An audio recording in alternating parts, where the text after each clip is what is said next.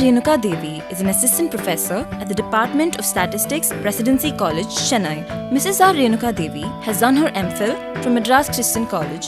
She has 23 years of teaching experience and has published one research paper. She has also presented, participated, and organized conferences and workshops on statistics-related subjects. Welcome to UGC lecture series on mathematical sciences. In last lecture, we discussed about probability sampling and different methods of probability sampling like simple random sampling, stratified random sampling and systematic random sampling. We also discussed the comparison among all the three sampling designs, that is the relative efficiency of simple random sampling with stratified random sampling and the comparison between stratified, systematic and simple random sampling. In this session, I am going to highlight on non-probability sampling and different types of non-probability sampling.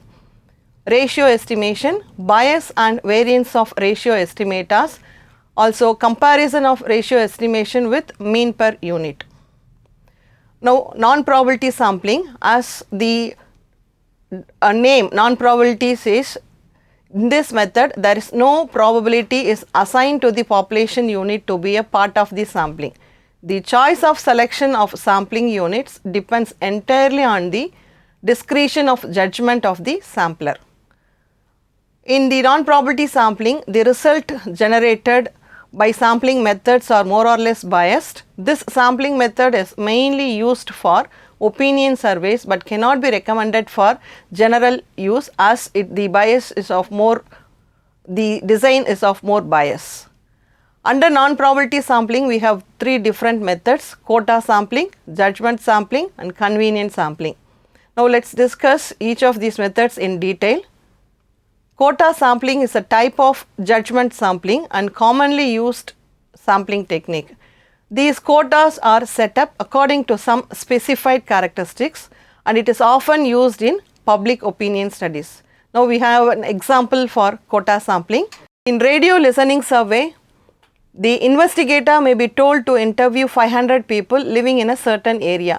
Out of 100 persons interviewed, that is here the population size is 500 and the sample size is 100. Out of 100 persons interviewed, 60 are to be housewives, 25 farmers, 15 children under the age 15. And within these quotas, the investigator is free to select the people to be interviewed. Next, judgment sampling, and this method is sometimes used in solving many types of economic and business problems. This exclusively depends on the judgment of the investigator and this method is not scientific and cannot be recommended for general use.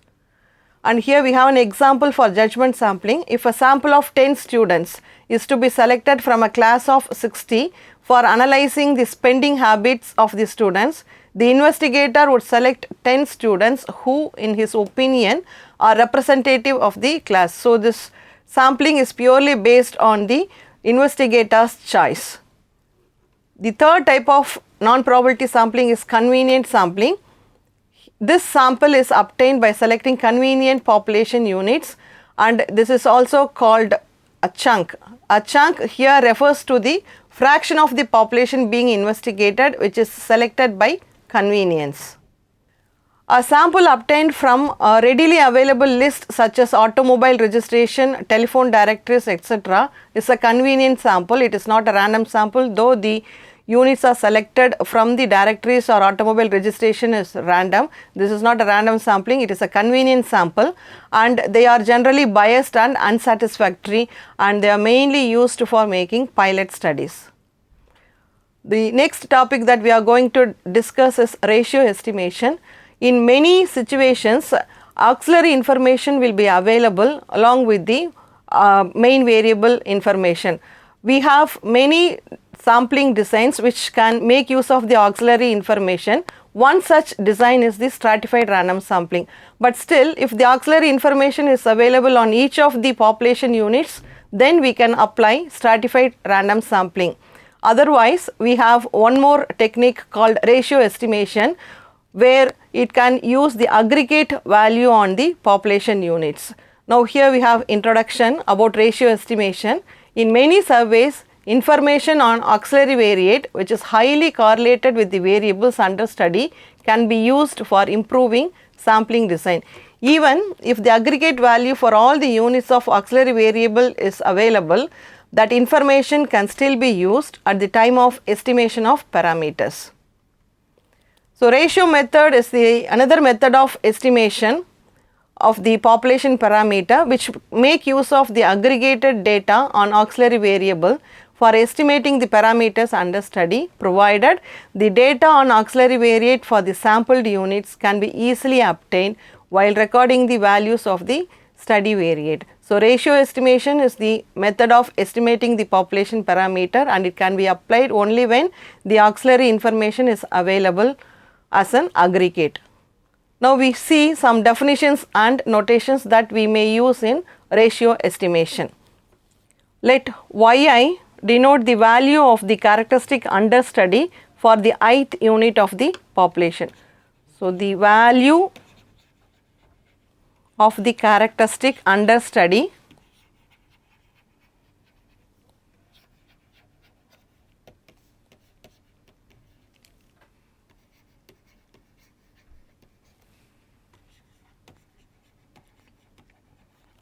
for the ith unit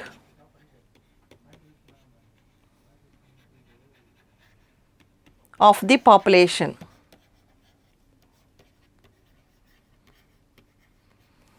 Let xi is the value of the auxiliary characteristic,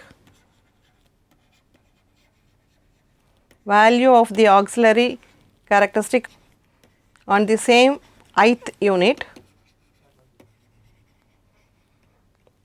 and capital Y denote the total of the variate of the population, total of the variate Y of the population, and X is the total of the X variate of the population. Now, R is defined as the ratio of the population totals or mean, which is defined as Y by X or Y bar by X bar.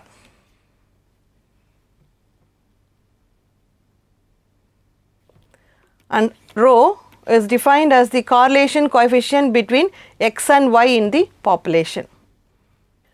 Let us suppose that a simple random sample of n units is drawn from the population. Let us assume that based on n pairs of observations, the sample means of characteristic y and x respectively and the population total x or population mean is known. And here we have some more notations and definitions. Ratio estimators of the population, ratio and total y and the mean y bar are defined as R cap.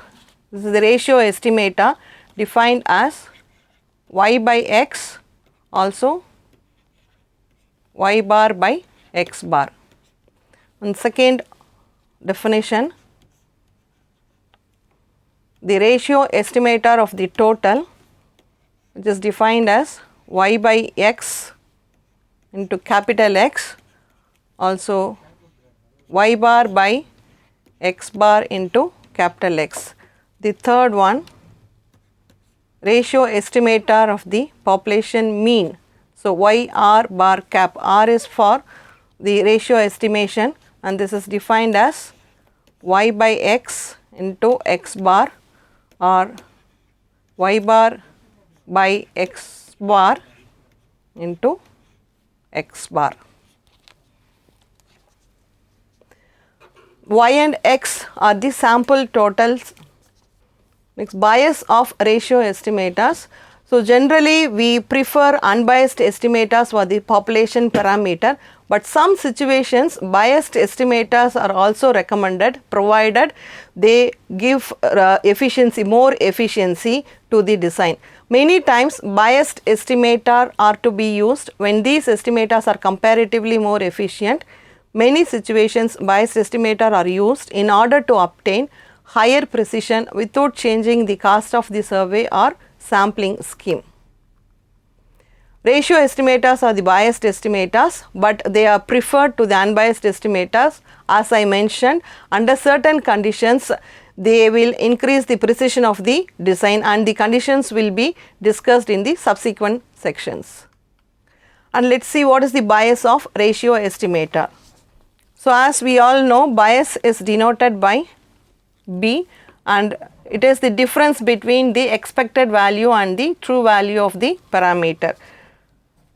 Bias of the ratio estimator R cap is denoted by B of R cap, and it is given to be the amount of bias given to be minus covariance of R cap and X bar divided by capital X bar.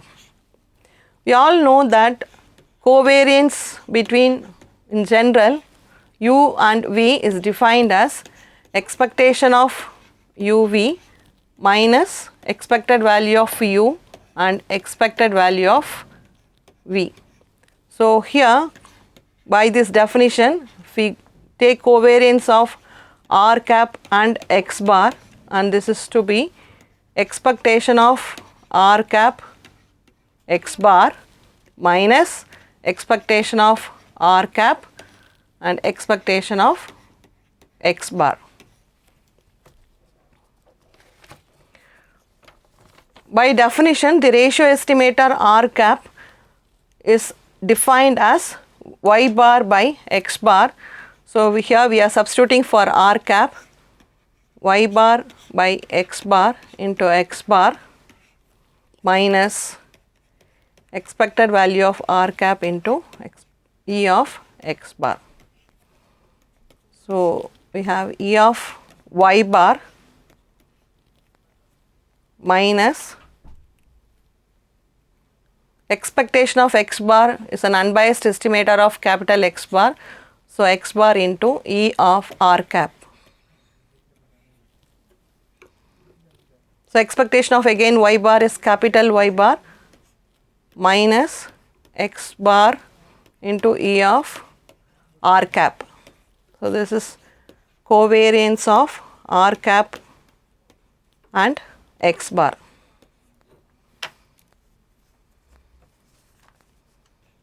So, left hand side we have covariance of R cap comma X bar by X bar is equal to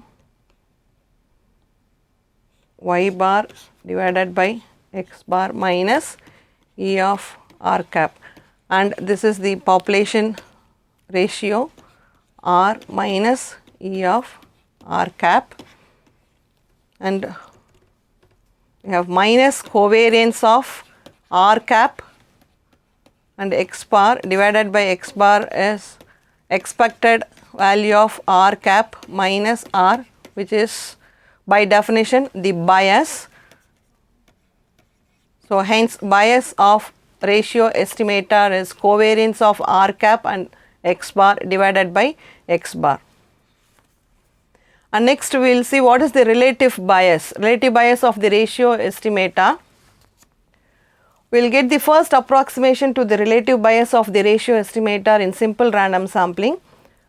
So, relative bias is bias of ratio estimator by R, which is found to be 1 minus F divided by N into X bar Y bar, all for population values, R Sx squared minus rho Sx Sy, and we have already seen rho is nothing but the correlation coefficient between Y and X in the population.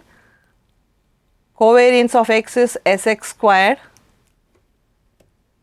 and F is the sampling fraction, and further this can be written as 1 minus F by N into Cx squared minus rho Cx Cy, where Cx is equal to Sx by X bar and Cy is equal to Sy by Y bar.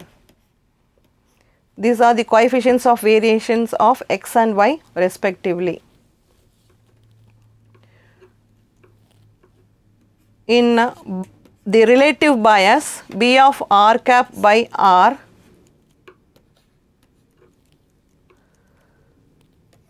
if we take R to be rho into Sy by Sx, we get the relative bias to be 1 minus F by n x bar y bar into R Sx squared minus rho Sx Sy.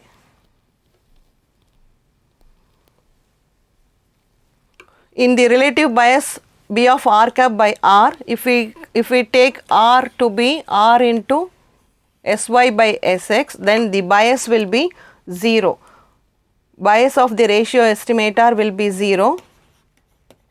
Bias of the ratio estimator will be 0, which shows that this can happen only when the line of regression of y on x passes through the origin. Approximate variance of ratio estimator, this is obtained for large n. Variance of r cap is equal to 1 minus f by nx bar, which is equal to summation over I is equal to 1 to n yi minus rxi the whole squared by n minus 1. As I mentioned earlier, f is nothing but the sampling fraction, which is defined as n by n. Now let us derive the first order approximation of variance. So variance of r cap is equal to approximately 1 minus f by n x bar squared into sy squared plus r squared sx squared minus 2 rho r sx sy, and this is again equal to 1 minus f by n to r squared to c y squared plus cx squared minus 2 rho cx cy, and we know that sy by y bar is cy and sx by x bar is cx. The relative variance is variance of r cap by r, and this is obtained as 1 minus f by n into 2c squared into 1 minus rho, with the condition that C1 is equal to C2 is equal to C. Let us compare the ratio estimator with mean per unit. Variance of the mean per unit is given by variance of y bar in simple random sampling, that is obtained as 1 minus f by n to sy squared. So, we will mark this as 1. The first order approximation to the variance of the mean based on the ratio method is obtained as variance of y r bar cap is equal to 1 minus f by n into sy square plus r squared sx squared minus 2r rho sx sy.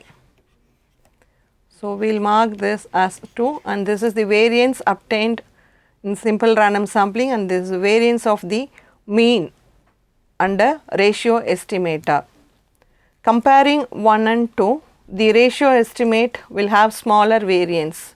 If we want to have smaller variance under the ratio estimation, then we must have this condition to be satisfied. Right hand side of 2, sy squared plus r squared sx squared minus 2r rho sx sy is less than sy squared. So, 1 by f by n is common in both 1 and 2. By comparing 1 and 2, if we want to have the ratio estimator to be less variance, then we have this condition. In simplifying this, we have r squared sx squared is less than 2 R rho Sx Sy. This will give the condition 2R rho is greater than or equal to Sx squared by Sx Sy.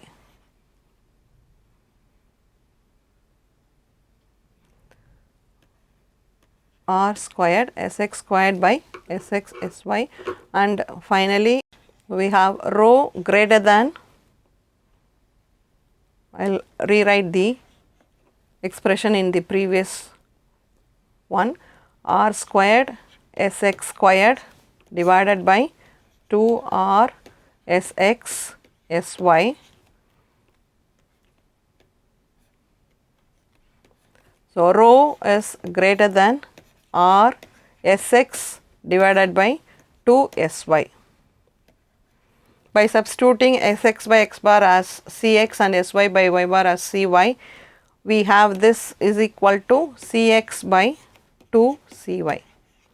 So, we have the condition as rho greater than Cx divided by 2 Cy. If this, under this condition, ratio estimator will possess the minimum variance. So, the value depends on rho. If Cx, the ratio estimator will be superior if rho is greater than 0.5. We will arrive this at this condition 0.5. If rho is greater than 0.5, then the ratio estimator is superior.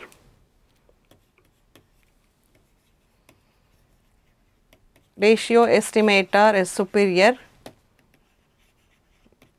meaning that it possesses the minimum variance.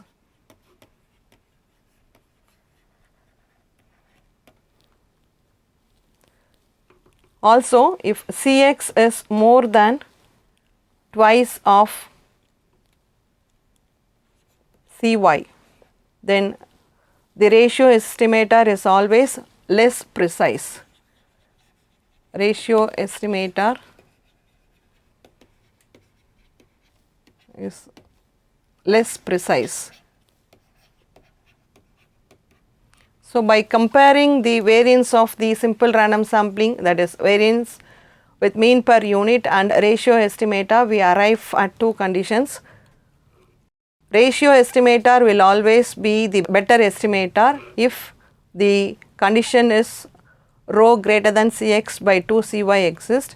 If rho is greater than 0.5, then ratio estimator always superior, and if Cx is greater than twice Cy, ratio estimator will consider to be less precise.